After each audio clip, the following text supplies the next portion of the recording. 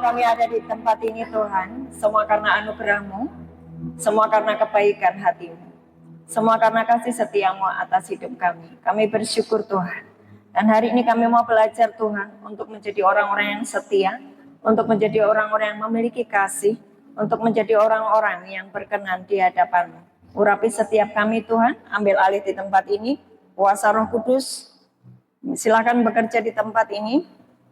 Kami mengikat setiap kuasa kegelapan yang masih mengikat hidup kami. Kami lepaskan keluar di dalam nama Yesus. Keluar. Roh Kudus ambil alih hidup kami. Jamah setiap kami. Urapi setiap kami. Di dalam nama Tuhan Yesus. Haleluya. Amin. Shalom. Ya. Saudara, engkau akan diperlakukan Tuhan seperti engkau memperlakukan Tuhan. Kalau engkau setia, Tuhan akan setia. Kalaupun engkau ingkar janji, Tuhan tetap setia. Tetapi saudara akan diperlakukan Tuhan seperti engkau memperlakukan Tuhan. Yang mengerti katakan amin. Kalau engkau tepat waktu, Tuhan juga tidak akan pernah terlambat menolongmu. Kalau engkau menghormati setiap ketetapan Tuhan, Dia juga akan terus menepati janji-janjinya. Oke? Jadi hidupmu hari ini, bagaimana kamu diperlakukan Tuhan, sesuai dengan bagaimana kamu memperlakukan Tuhan. Kalau engkau setia, Dia adalah Allah yang setia. Kalau engkau tepat waktu, Dia akan tepat waktu menolong. Amin. Kisah Raja-Raja Yehuda. Ya, saya diberi tema dari gereja. Kisah Raja-Raja Yehuda tertulis di 1-2 Raja-Raja dan 1-2 Tawarikh. Saudara yang sudah pernah membaca Alkitab dari awal sampai akhir, ketemu di 1-2 Raja-Raja dan 1-2 Tawarikh itu nama-nama Raja-Raja Yehuda, Raja-Raja Israel. Ya. 2 Tawarikh 15 ayat 2 sampai 13. 2 Tawarikh 15 ayat 2 sampai 13. 2 Tawarikh 15. Oke. 2 Tawarikh 15 ayat 2 sampai dengan 13. Saya bacakan yang genap, saudara bacakan yang ganjil. Azariah bin Obed dihinggapi roh Allah, ia pergi menemui Asa dan berkata kepadanya, dengarkanlah kepadaku Asa dan seluruh Yehuda dan Benyamin, Tuhan beserta dengan kamu bila mana kamu beserta dengan Dia. Bila mana kamu mencarinya, Ia berkenan ditemui olehmu. Tetapi bila mana kamu meninggalkannya, kamu akan ditinggalkannya.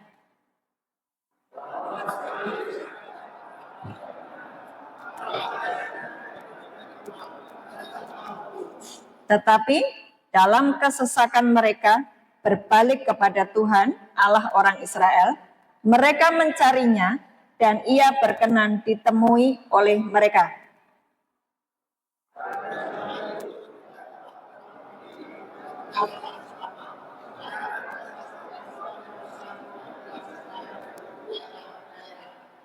Bangsa menghancurkan bangsa, kota menghancurkan kota, karena Allah mengacaukan mereka dengan berbagai-bagai kesesakan.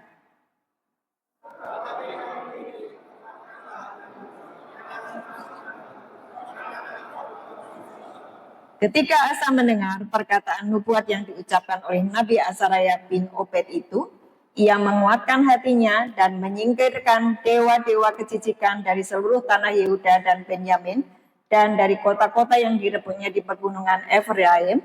Ia membaharui mezbah Tuhan yang ada di depan balai bait suci Tuhan.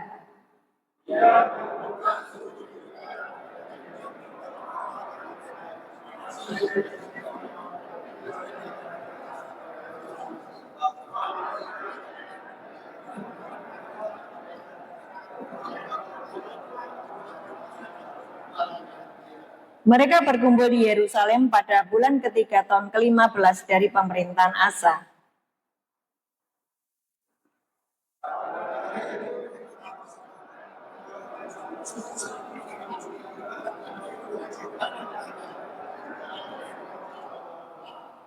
Mereka mengadakan perjanjian untuk mencari Tuhan, Allah nenek moyang mereka, dengan segenap hati dan jiwa.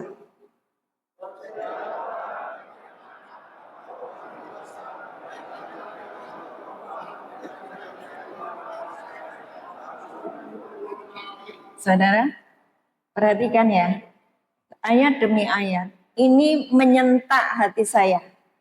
Ya, ini ayat 2. Lihat, saya tadi di awal berkata, bagaimana kamu memperlakukan Tuhan, kamu akan diperlakukan seperti itu. Tetapi pada dasarnya Allah itu adalah Allah yang penuh kasih dan Dia adalah Allah yang setia. Tetapi seringkali kita ini ingkar janji. Betul nggak? Kamu sudah janji, sejak saya ditangkap di tempat ini, saya memutuskan untuk mencari Tuhan sungguh-sungguh. Tapi kenyataannya enggak toh? Datang ibadah lelat. Betul enggak? Bagaimana kamu memperlakukan Tuhan, kamu akan diperlakukan seperti itu. Saya bukan marah. Ibu anak marah enggak. Saya mengingatkan. Kalau ibadah jam 9, saudara harus datang sebelum jam 9. Disiplin. Dulu saya nggak melihat gereja ini seperti ini. Saya sudah lama melayani di sini, lupa ya tahun berapa. Sudah ada Pak Bambang. Setiap kali saya datang itu gereja sudah penuh loh. Kenapa kalian menurunkan standar? Suatu sidang ilahi didatangi oleh Bapa, Putra, dan Roh Kudus, dan orang-orang kudusnya, dan para malaikat Tuhan. Saudara, ketika datang di ibadah seperti ini, sidang ilahi dibuka. Ketika sidang ilahi dibuka, Bapa sudah ada di sana, Yesus sudah duduk di situ, Roh Kudus sudah ada, orang-orang kudus sudah siap, saudara nggak hadir. Bagaimana Tuhan akan menolongmu sementara engkau tidak respect sama Tuhan? Hanya masalah perjanjian ibadah. Saya nggak marah. Saya hanya sedang memposisikan engkau benar di hadapan Tuhan.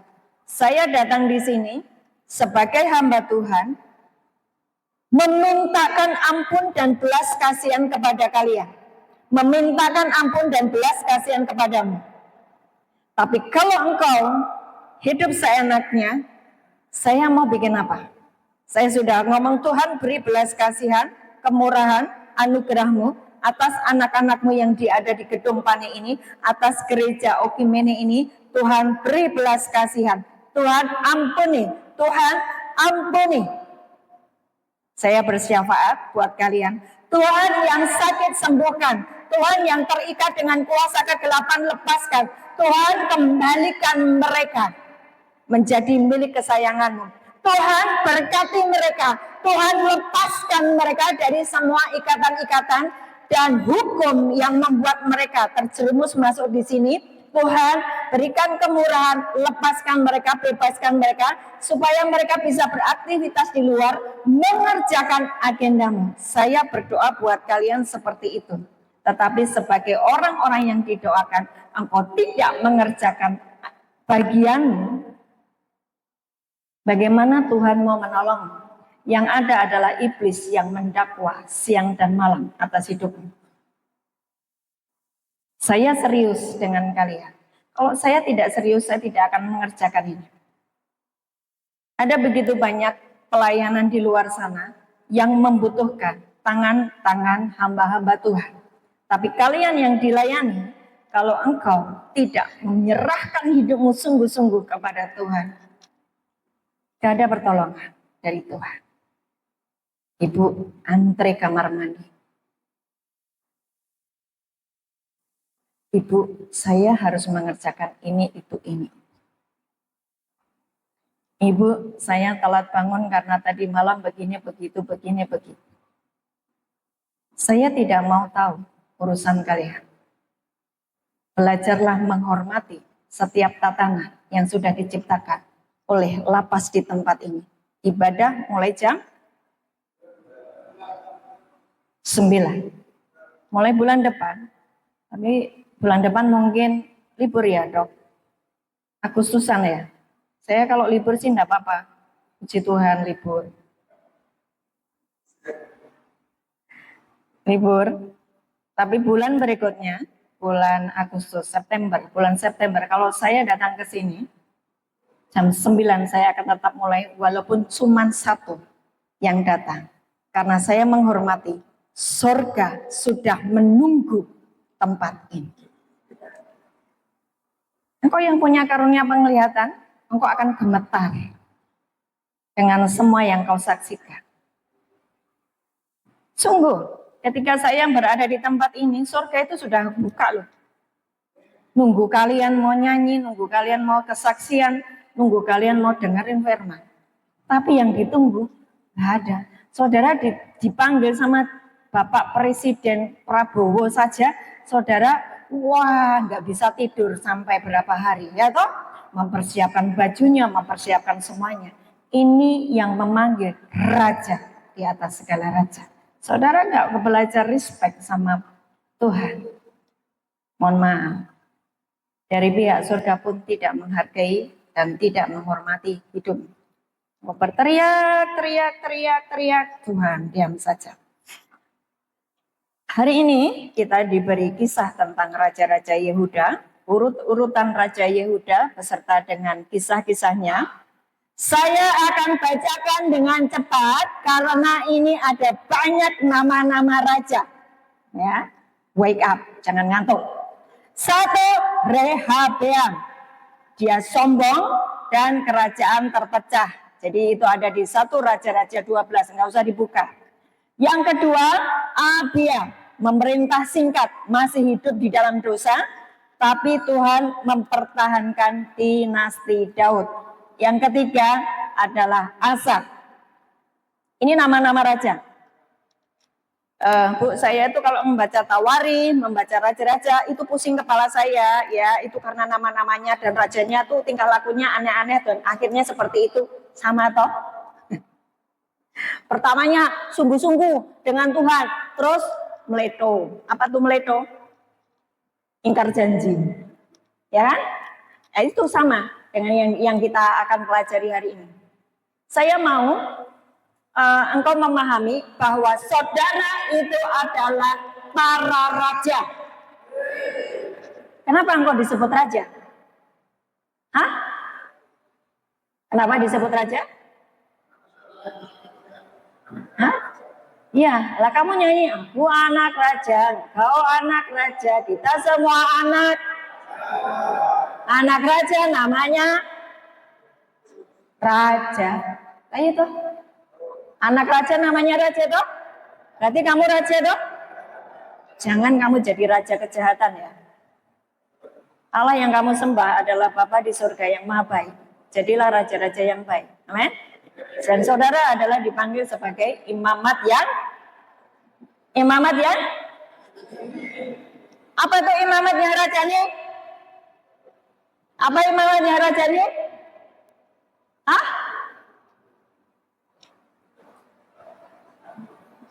Pak Boni ya?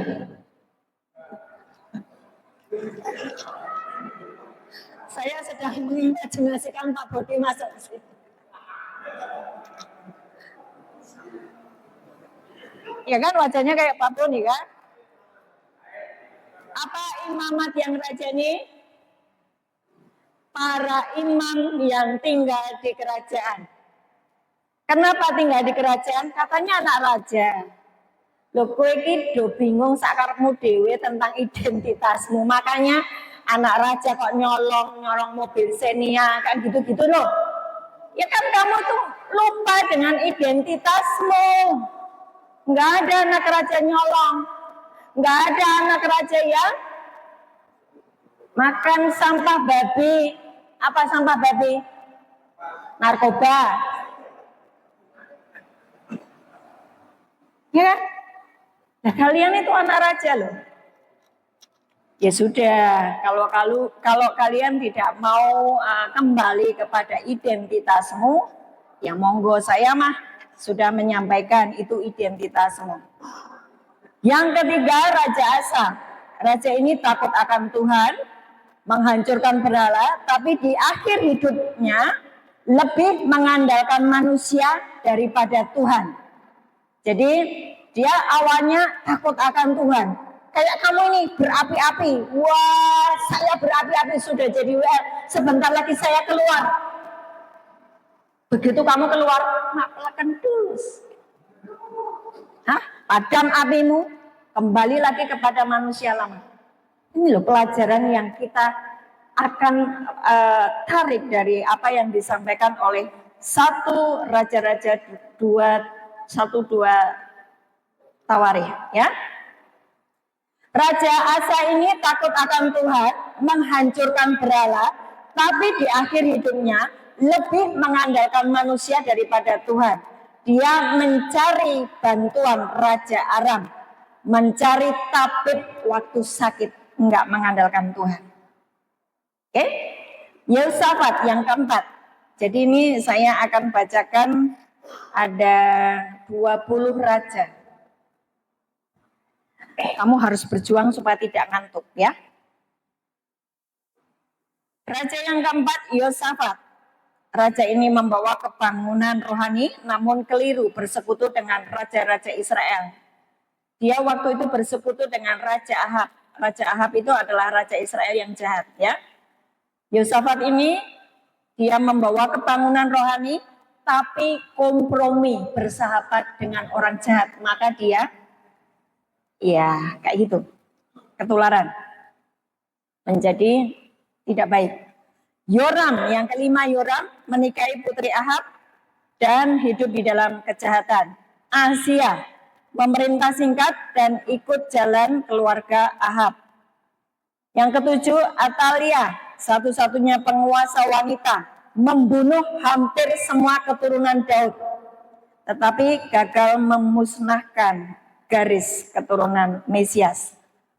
Yoas memperbaiki bait Allah saat muda, tapi menyimpang setelah Imam Yoyada meninggal. Jadi memperbaiki bait Allah saat muda, tapi menyimpang setelah imamnya itu meninggal. Imamnya namanya Yoyada, dia meninggal, dia akhirnya menyimpang. Saudara, saya rasa saya nggak perlu membacakan semua sampai 20 ya. Ini dari pihak gereja sini memberikan tema kisah Raja-Raja Yehuda. Tapi saudara perhatikan, yang terjadi, ya saya akan sebutkan aja sebagian. Raja Asa, ini raja yang takut akan Tuhan, dia menghancurkan berhala, tapi dia akhir hidupnya lebih mengandalkan manusia daripada Tuhan. Ada yang namanya Raja Uzia, sangat berhasil, tetapi dihukum kena penyakit kusta karena menyombongkan diri. Kalian tahu juga ada Raja Hizkia, raja yang besar, mengadakan reformasi rohani, percaya kepada Tuhan. Tapi ketika dia diserang oleh Asyur, dia minta pertolongan. Ya, Hizkia ini jadi sombong karena apa? Kekayaannya, dan dia sedang memamerkan kekayaannya pada waktu dia mengalami yang namanya keberhasilan demi keberhasilan. Ada banyak lagi raja-rajanya, ada Raja Amasya, Yotam, Ahaz, Hizkia, Amon, Yosia, Yoahaz, kemudian Yoyakin, Sedekiah. Dari kisah-kisah raja ini kita bisa belajar. Ketika raja itu setia kepada Tuhan, ada yang namanya perlindungan, ada yang namanya kasih setia Tuhan bekerja atas hidupnya. Saudara, saya kalau ngomong seperti ini, berarti saya juga sudah melakukannya dan memberikan kepada kalian sebuah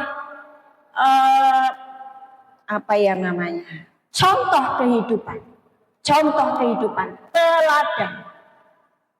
Kasih setia yang Tuhan berikan kepada saya tidak akan mempergunakannya dengan main-main. Saya akan mengcopy paste kasih setia Tuhan tersebut. Maka saya mengalami semua kebaikan Tuhan. Nah, tolong apa yang disampaikan ini kamu rekam di dalam pikiran, supaya engkau menerima kasih setia Tuhan. Engkau harus mengcopy paste sifat-sifat Tuhan yang penuh kasih masuk di dalam hatimu. Belajar kasih setia Tuhan, saya belajar dari matahari. Matahari selalu terbit jam yang sama. Untuk orang jahat, untuk orang baik, Tuhan tidak peduli. Tapi dia akan selalu muncul di jam yang sama. Saya mengcopy paste sifat Tuhan yang penuh dengan kasih dan setia itu. Matahari itu nggak pernah ngomel kan? Dia berfungsi saja. Ketika jamnya tidak, dia akan muncul dan berfungsi sebagai terang. Saudara, milikilah sifat seperti itu. Mungkin orang tidak menganggapmu, mungkin orang tidak menghargai, mungkin orang mengabaikan hidupmu, tapi coba belajar mengcopy paste, mengadopsi sifat Tuhan yang penuh kasih dan setia. Ketika engkau sudah mengadopsinya, wow, dia adalah Tuhan yang sangat baik. Dan dia akan memberikan apa yang menjadi keinginan hatimu. Karena didapatinya ada karakter Kristus, ada karakter Tuhan di dalam dirimu. Amen. Ini para raja sudah dipilih, sudah ditabiskan sebagai raja. Tetapi dia tidak mempergunakan otoritasnya sebagai raja dengan baik. Dia tidak menyatu dengan sang raja yang memberi kekuasaan, betul ya? Siapa yang memberi kekuasaan? Tuhan kan? Kalau Tuhan nggak izinkan itu tidak akan mungkin. Sama seperti Saul. Ketika Saul itu sudah ditolak oleh Tuhan, nggak mungkin dia jadi raja. Nggak mungkin. Nah, hari ini kita semuanya itu dipanggil sebagai raja. Yesus dipanggil sebagai raja di atas segala raja. 1 Timotius 6 ayat 15. 1 Timotius 6 ayat 15. Dia adalah raja di atas segala raja. Dan kamu adalah anak raja. Betul kan? Jadi posisimu itu apa sekarang? Raja. Saya engkau mau percaya mau enggak ya? Ini posisimu. Ketika Yesus di atas kayu salib mengampuni segala dosa pelanggaranmu, dia mengadopsimu sebagai anaknya. Dan dia adalah raja di atas segala raja. Maka kalian adalah anak raja. Yaitu saat yang akan ditentukan oleh penguasa yang satu-satunya dan yang penuh bahagia. Raja di atas segala raja dan Tuhan di atas segala Tuhan. Yohanes 1 ayat 12. Karena kamu percaya kepada Yesus Kristus, maka kamu disebut anak Allah. Dan Allahmu itu adalah raja di atas segala raja. Berarti saya dan saudara semuanya adalah anak raja. Ketika saudara mengetahui posisimu sebagai, keberadaanmu sebagai anak raja, kerajaan surga punya tatanan. Punya apa? Tatanan. Punya yang namanya aturan-aturan di dalam kerajaan surga. Aturannya tertulis di mana? Alkitab. Sebagai anak raja, Yesus Kristus sudah memberikan teladan untuk hidupmu. Betul nggak? Bagaimana dia 33 tahun hidup maksimal melakukan kehendak Tuhan. Nah, saya mau kalian mengerti kehendak Tuhan. Supaya apa? Hidupmu maksimal seperti Yesus yang umurnya 33 tahun, tetapi dia mengerjakan semua agenda Tuhan. Oke, enggak apa-apa. Mungkin separuh dari usiamu, katakanlah usia manusia itu 80 tahun. 40 tahun engkau pakai untuk melakukan kejahatan. Tapi saudara masih punya lagi 40 tahun ke depan. Mau nggak engkau kembali melakukan apa yang menjadi kehendak Tuhan waktu engkau diciptakan? Tempat ini adalah tempat Tuhan mengembalikan destinimu untuk kembali melakukan kehendak Tuhan. Saudara perhatikan bahwa di surga itu banyak namanya kitab-kitab. Ya, di surga banyak apa? Kitab-kitab dan gulungan-gulungan kitab. Gulungan kitab itu isinya apa? Nama-nama saudara, nama-nama kota, nama-nama bangsa, nama-nama bisnis, nama-nama pekerjaan, nama-nama yang sudah menjadi imajinasi Tuhan harus terjadi di bumi. Mazmur 139 ayat 16. Mazmur 139 ayat 16. Saya mau mengembalikan kalian sebagai anak raja yang berfungsi maksimal bagi kerajaan Allah. Amin. Pemerintahan Allah kita itu adalah sistem makanya kamu disebut anak raja toh. Ya. Nah, sebelum engkau diciptakan, sebelum engkau ada di bumi ini, Tuhan itu sudah punya kitab. Kitabnya tulisan namamu.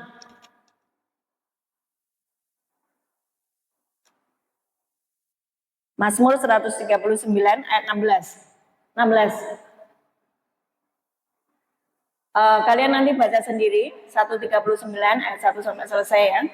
Nah ini 2, 3. Matamu melihat selagi aku bakal anak, dan di dalam kitabmu semuanya tertulis hari-hari yang akan dibentuk sebelum ada satupun daripadanya. Matamu melihat selagi aku bakal anak, di dalam kitabmu. Kitab Daniel 7 itu juga bicara tentang gulungan-gulungan kitab. Kitab Wahyu 19, Kitab Wahyu itu banyak cerita Yohanes itu disuruh makan gulungan-gulungan kitab. Saudara baca itu kan bingung ya. Gulungan kitab dimakan sama Yohanes. Maksudnya apa? Ngerti nggak? Yang namanya gulungan kitab itu isinya firman Tuhan. Firman Tuhan. Dan Yohanes disuruh menelan atau memakan gulungan kitab itu dan bernubuat bagi kota, bangsa, dan hal-hal yang harus terjadi. Hari ini, apapun yang hancur di dalam hidupmu, engkau harus mengerti bahwa ada agenda Tuhan yang harus terjadi ketika kamu lahir di bumi ini. Amen. Ada agenda Tuhan yang harus terjadi.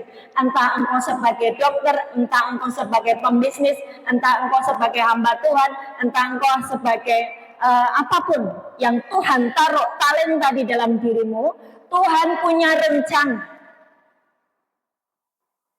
Tapi yang namanya iblis mengintimidasi supaya rencana itu tidak jadi atas hidupmu. Makanya banyak yang menyimpang, makanya banyak yang ada di tempat ini. Karena apa? Ada iblis yang mencoba menghancurkan agenda itu. Nah, saya mau engkau memahami itu. Bahwa Tuhan memiliki agenda yang ajaib atas hidupmu ketika engkau ada di bumi ini. Untuk apa? Melakukan agenda Bapa. Waktu engkau melakukan agenda Bapa, hidupmu menjadi ringan, menjadi sangat mudah, dan tidak ada kesulitan menjalaninya. Karena apa? Sudah di dalam agenda Tuhan.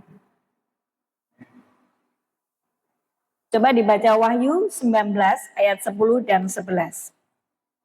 Wahyu 19 ayat 10 dan 11. Saya akan selesai khotbahnya, selesai, dan kita akan perjamuan kudus, Untuk apa? Mengembalikan agenda Tuhan atas hidupmu. Oke?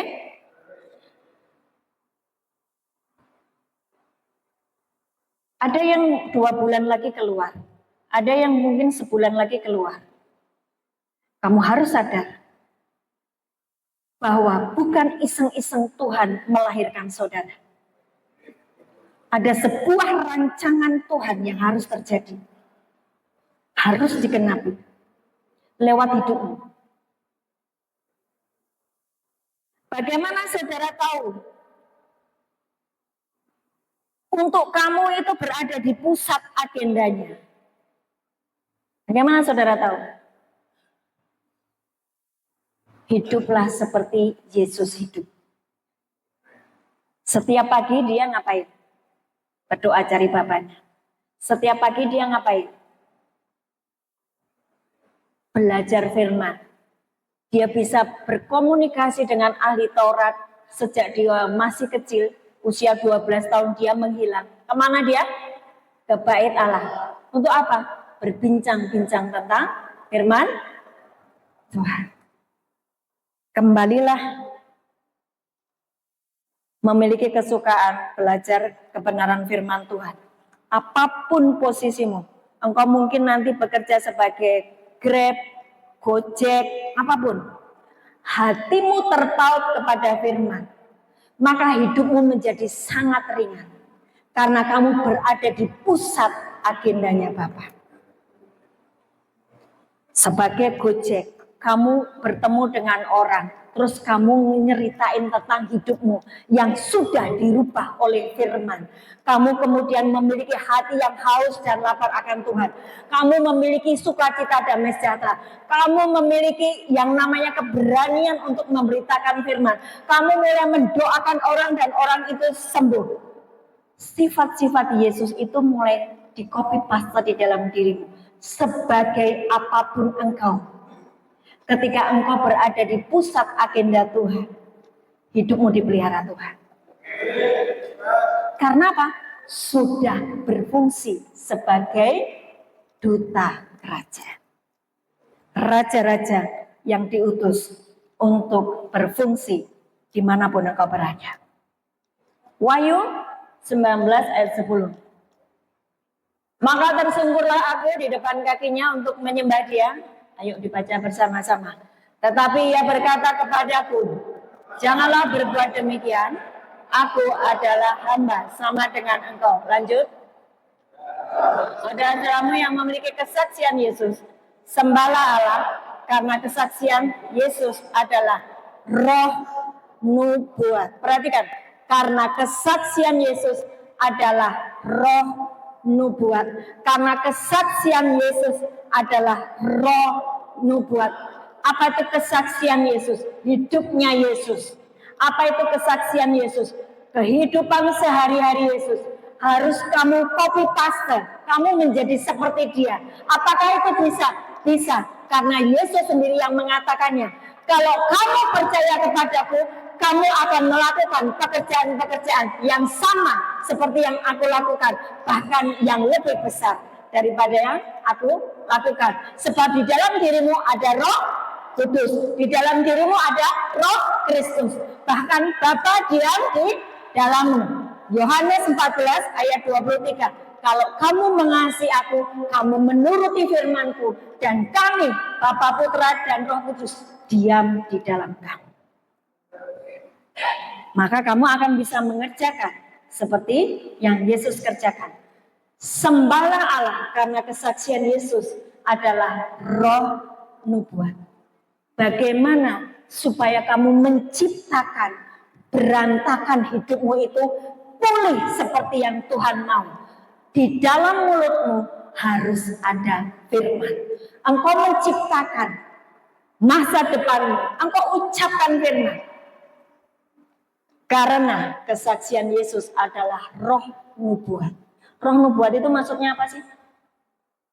Bernubuat itu apa sih? Mengucapkan firman yang engkau dengar dari Tuhan. Ya, harus ada firman. Waktu kamu mengucapkannya, maka itu terjadi. Itu nubuat. Nubuat harus ada firman. Firman itu siapa? Yesus. Firman ini loh yang kamu baca setiap hari. Ketika kamu masukkan di dalam pikiran, kamu menyatu dengan Yesus. Waktu mulut mengucap firman, kamu sedang menciptakan yang tidak ada menjadi ada. Yehezkiel 37. Yehezkiel 37. Itu Nabi Yehezkiel dibawa Tuhan di lembah dan dia melihat tulang-tulang yang sudah sangat kering. Artinya tidak ada kehidupan. Sama seperti hidupmu hari ini. Jangan menghina saya, Bu. Saya masih punya banyak duit. Kalau duitmu itu bukan dari berkat Tuhan, habis dalam sekejap.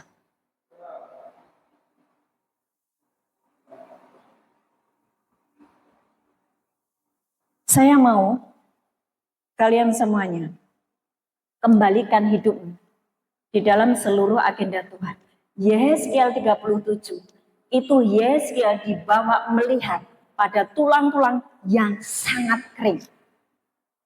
Terus Tuhan ngomong sama Yehezkiel, kamu lihat apa? Tulang sangat kering. Bisakah dia dihidupkan lagi? Ya kalau Tuhan berkata bisa, ya bisa.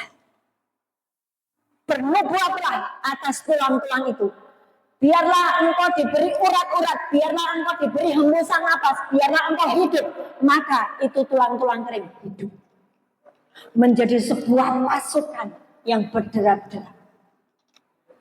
Saya mau kalian, hidupmu sehancur apapun hari ini, kembalilah kepada agendanya Tuhan. Untuk apa kamu diciptakan? Kamu harus ngerti. Enggak masalah kamu nanti sebagai tukang cuci di restoran, kamu menolong di restoran, kamu bekerja kasar, kamu jadi kuli panggul, enggak masalah. Kalau hatimu berpaut kembali dengan firman, Yusuf bisa menjadi Perdana Menteri, orang nomor 2 di Mesir. Dia juga dibuang, dia juga jadi budak, dia juga jadi suruhan. Dia tidak diperhitungkan, tapi hatinya terpaut dengan Tuhan. Dia tidak menyimpang ke kiri dan ke kanan, menghormati raja di atas segala raja. Hidupnya dibawa naik. Hari ini, saudara ada di penjara tempat ini. Saudara mungkin tidak dihiraukan oleh teman-teman, oleh rekan-rekan bisnismu. Tapi ketika hatimu bertobat sungguh-sungguh, kamu bisa seperti Yehezkiel 37, bernubuat atas masa depan. Jangan khawatir Pak, kamu keluar dari sini. Mungkin masih banyak kicauan-kicauan fitnah. Mungkin masih banyak kata-kata negatif yang mereka ucapkan atas hidupmu. Tenang saja. Aku sudah membayar harganya di penjara. Tuhan sudah mengampuni aku. Aku dikembalikan sebagai anak Allah. Dan hari ini ada pengurapan Tuhan turun atasku. Saudara mulai bernubuat atas masa depanmu sendiri. Kok loyo? Gak percaya ya? Daniel, kamu gak percaya? Kok loyo?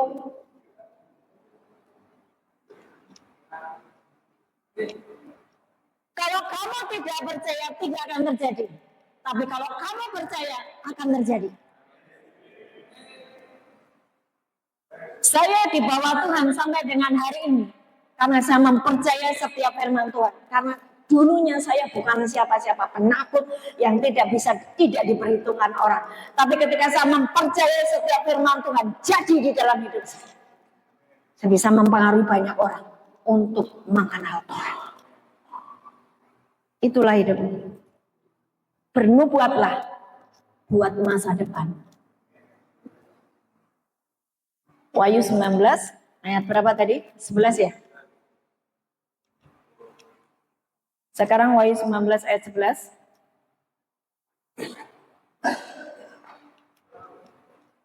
Tenang aja, jangan gelisah. Sebentar lagi kita selesai. Lalu aku melihat surga terbuka. No. Ayat demi ayat saudara harus ngerti. Kenapa surga terbuka? Kamu masih dengar cerita tentang surga terbuka? Masih ingat? Yakub habis diberkati oleh Iska. Dia lari keluar dari rumahnya karena takut ketemu dengan Esau. Karena berkat kesulungannya dirampas sama Yakub. Dia lari. Waktu dia melarikan diri, surga terbuka. Allah Israel menolong dia. Jangan takut.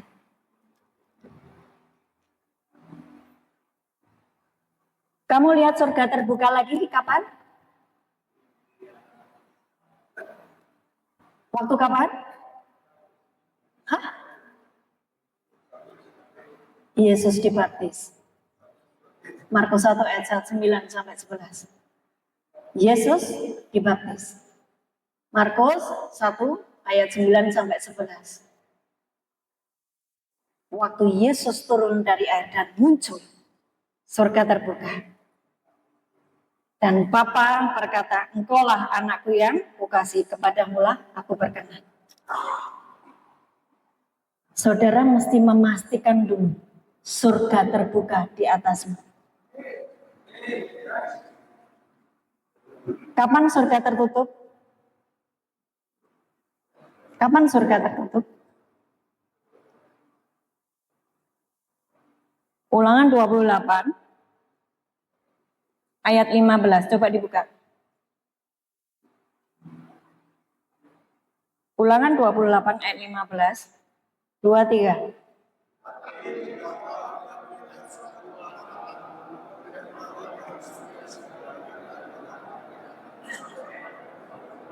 Maka segala kutuk ini akan datang kepadamu dan mencapai engkau. Ayat 23. Jadi ini ketidaktaatan membuat surga tertutup.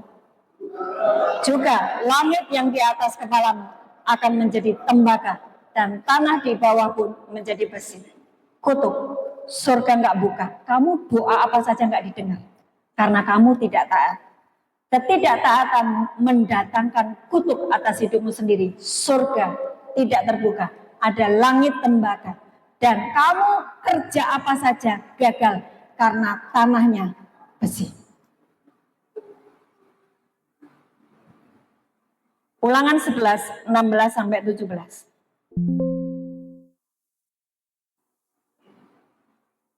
Ulangan 11, 16, 17. 2, 3. Sehingga kamu menyimpang dengan beribadah kepada Allah lain dan sujud menyembah kepadanya. 17. Jika demikian, maka akan bangkitlah murka Tuhan terhadap kamu dan ia akan menutup langit sehingga tidak ada hujan dan tanah tidak mengeluarkan hasil. Lalu kamu lenyap dengan cepat dari negeri yang baik yang diberikan Tuhan kepadamu. Balik ke Wahyu 19 ayat 11. Saudara tahu sekarang kenapa langit di atasmu tertutup? Ketidaktaatan. Masih mau tidak taat. Yang suka mencuri masih mau tetap mencuri. Hati-hati ya. Hati-hati ya. Pencuri datang untuk mencuri, membunuh, dan membinasakan. Berarti itu siapa? Iblis. Bapa segala dusta. Kita berkata, saya rajin ke gereja, kamu masih nyolong terus. Bapakmu bukan Bapa di surga. Langit tembaga. Perhatikan, lalu aku melihat surga terbuka. Saudara harus memastikan bahwa surga di atasmu terbuka dengan engkau taat kepada setiap arahan Tuhan. Maka doa-doamu dikabulkan. Nih, sesungguhnya ada seekor kuda putih dan ia yang menungganginya bernama yang setia dan yang benar. Ia menghakimi dan berperang dengan adil. Dua hal, menghakimi dan berperang. Menghakimi dan berperang. Tadi kan saya ngomong, hidupmu hari ini hancur. Kamu harus bernubuat, menghidupkan kembali masa depanmu. Betul kan? Saudara ngikuti saya enggak? Betul? Engkau harus menubuatkan dirimu sendiri dalam nama Tuhan Yesus. Nanti keluar dari sini aku dapat pekerjaan sebab aku terkoneksi dengan orang yang tepat yang dari Tuhan. Kamu harus ngomongi dirimu sendiri, mendoakan dirimu sendiri seperti itu. Dalam nama Tuhan Yesus, posisiku dikembalikan sebagai anak raja. Aku dikembalikan ketemu dengan orang-orang tepatnya Tuhan. Kan kamu harus ngomong begitu, menubuatkan dirimu sendiri. Tapi doamu itu bisa didengar kalau surga terbuka di atasmu.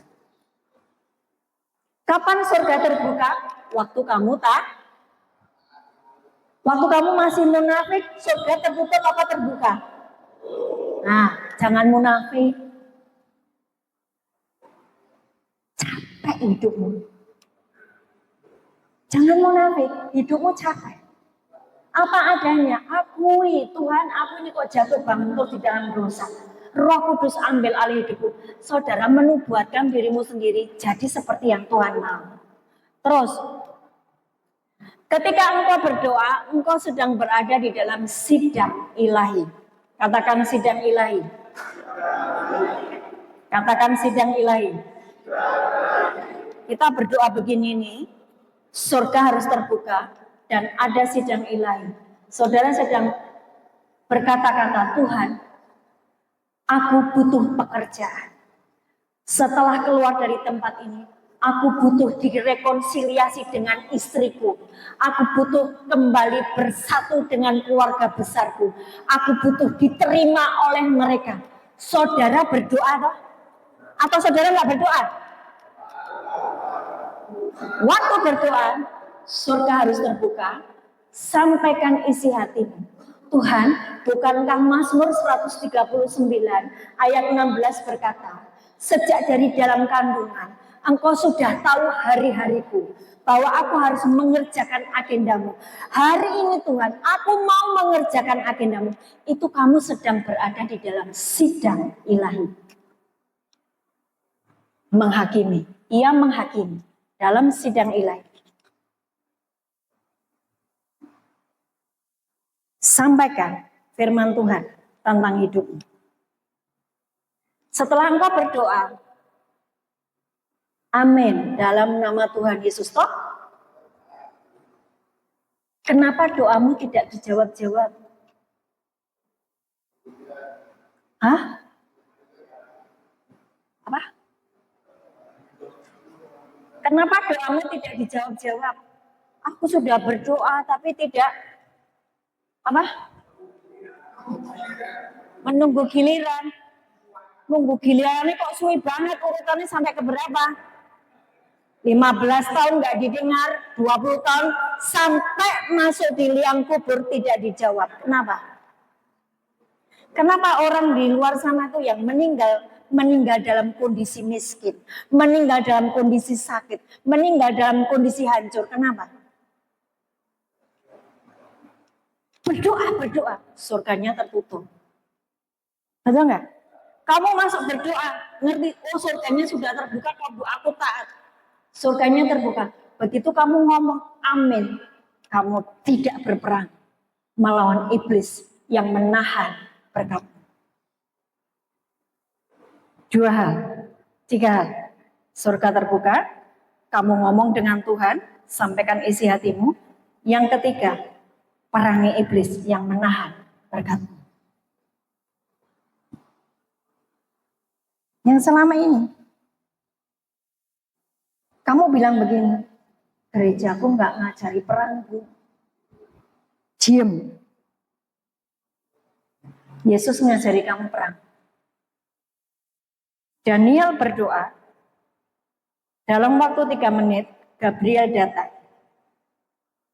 Daniel 10 berikutnya, Daniel 9, Daniel 10, Daniel berikutnya, dia berdoa lagi. 21 hari baru dijawab. Kenapa 21 hari?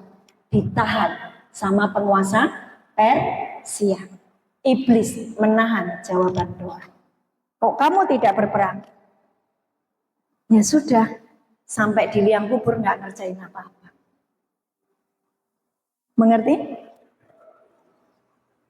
Kamu tahu nyanyi lebih dari pemenang sanalah perkara gitu kan?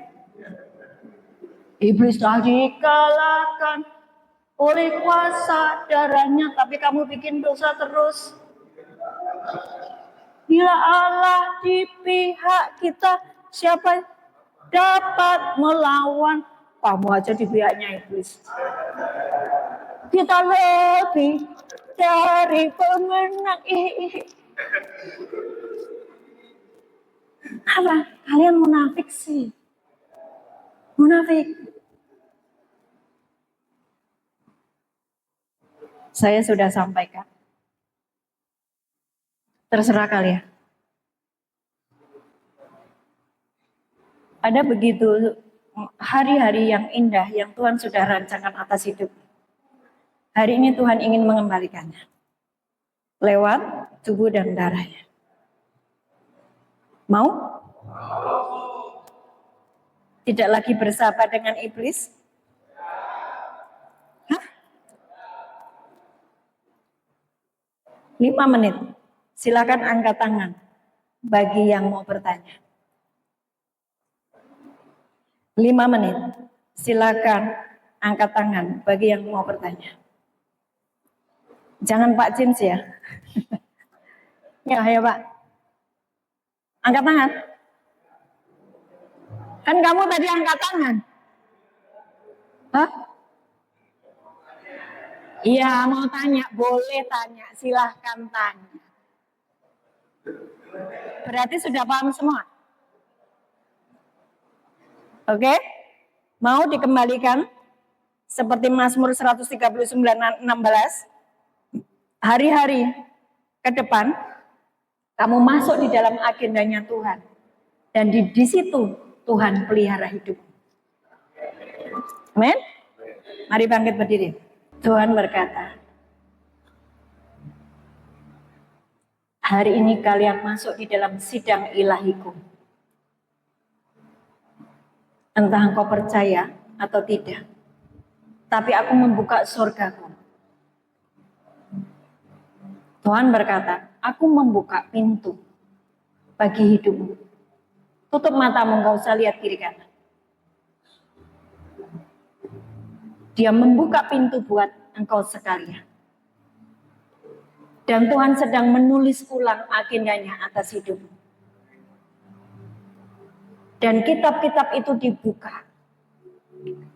Yes, saya melihat malaikat-malaikat mulai membuka nama-nama saudara. Ada agenda-agenda Tuhan yang digagalkan oleh iblis.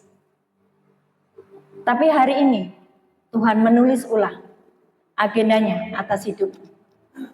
Katakan amin. Bersama-sama dengan saya katakan, Tuhan Yesus, ini kami. Kami mau Tuhan hidup di dalam kesetiaan bersama dengan Engkau. Ampuni dosa kami selama ini. Hari ini kami bersatu hati Tuhan. Untuk menyatu dengan agendamu. Kembalikan Tuhan. Hidup kami dalam tangan-Mu. Tulis ulang agendamu. Jadikan kami milik kesayangan. Di tangan kami masing-masing sudah ada tubuh dan darah Yesus. Kami mau menyatu kembali dengan perjanjian darah Yesus. Kami batalkan perjanjian kami dengan iblis kuasa kegelapan.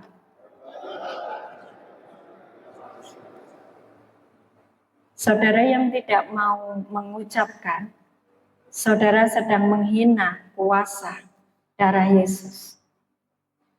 Sekali lagi, Tuhan memberikan kesempatan kepadamu. Hari ini Tuhan Aku hidup di dalam perjanjian dengan kuasa darah-Mu.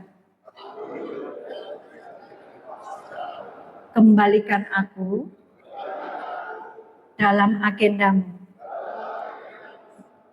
Lewat tubuh dan darah Yesus yang kami makan dan kami minum, kami dikembalikan menjadi satu dengan Bapa, Putra, dan Roh Kudus. Dan kami akan mengerjakan agenda-Mu.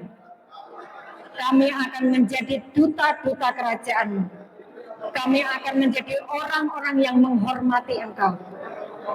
Engkau kembalikan kami sebagai anak-anak raja. Dan kami adalah imamat yang rajani.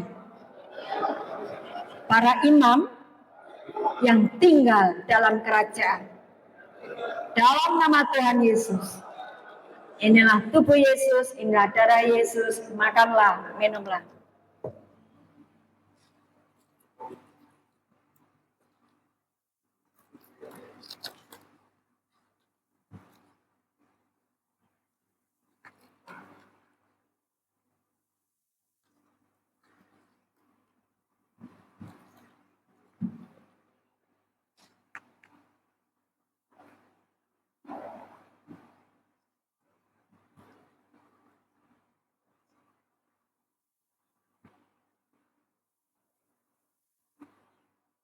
Ada aktivitas di surga yang sedang menulis kembali nama-nama kalian dalam buku kitab kehidupan Tuhan. Ada sebuah aktivitas di surga di mana Tuhan menulis kembali agendanya di dalam hidupmu. Ucapkan syukur.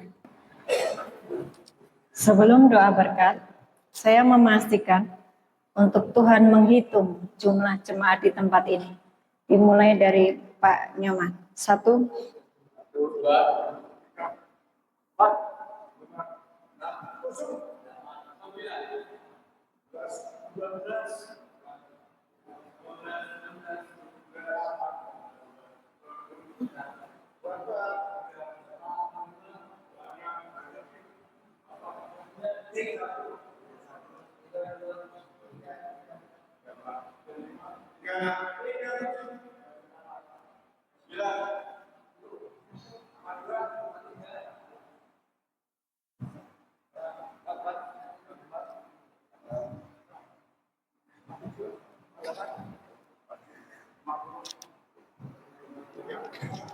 50, 51, 52, yang belakang-belakang sudah? 53. Hari ini di hadapan sidang ilahi, kami membawa 53 dari warga binaan di tempat ini dan juga Ibu Dr. Maya dan juga seluruh petugas di tempat ini. Dan juga kami KKS menghadap di ruang sidang ilahi. Engkau mengingat kami semua Tuhan. Tidak ada satupun yang terhilang. Tidak ada satupun yang murtad. Tidak ada satupun yang meninggalkan iman di dalam Yesus.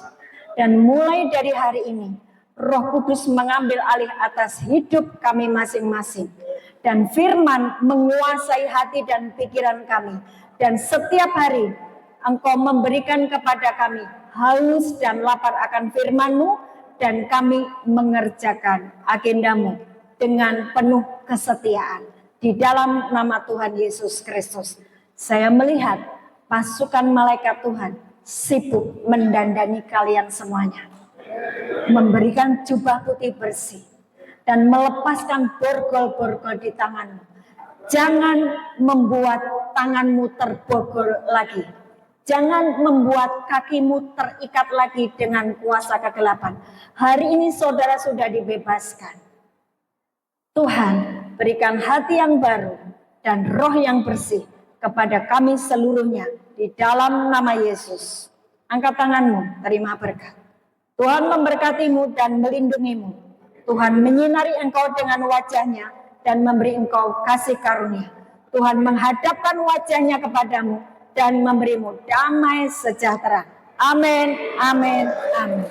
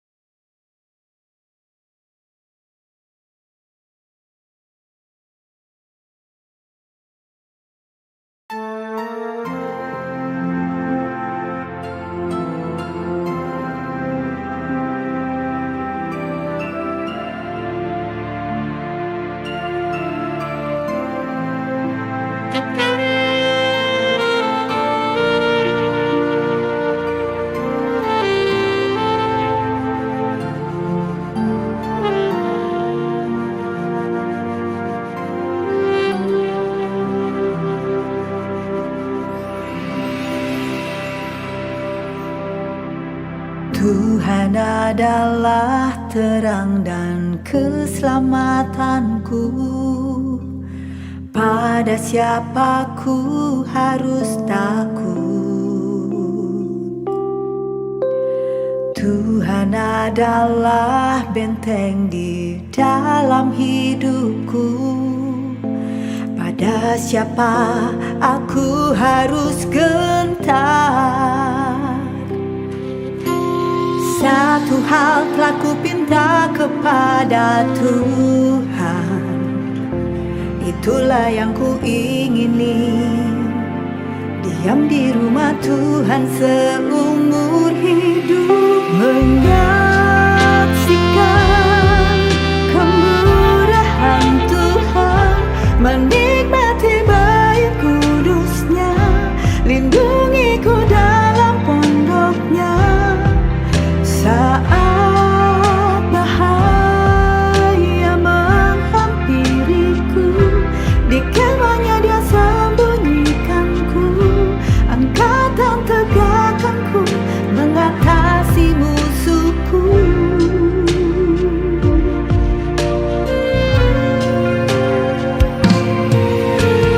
Tuhan adalah benteng di dalam hidupku. Pada siapa aku harus gentar? Satu hal telah ku pinta kepada Tuhan, itulah yang ku ingini, diam di rumah Tuhan seumur hidup, menyaksikan kemurahan Tuhan, menikmati bait kudusnya, lindungi ku dalam pondoknya. Saat bahaya menghampiriku, di kemahnya Dia sembunyikanku, angkat dan tegakkanku, mengatasi musuhku.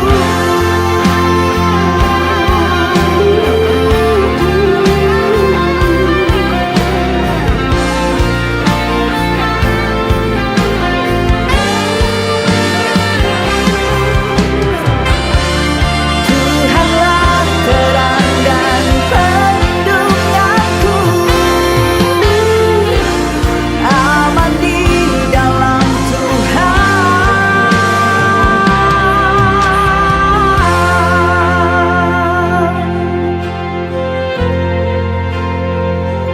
Di kemahnya Dia sembunyikanku,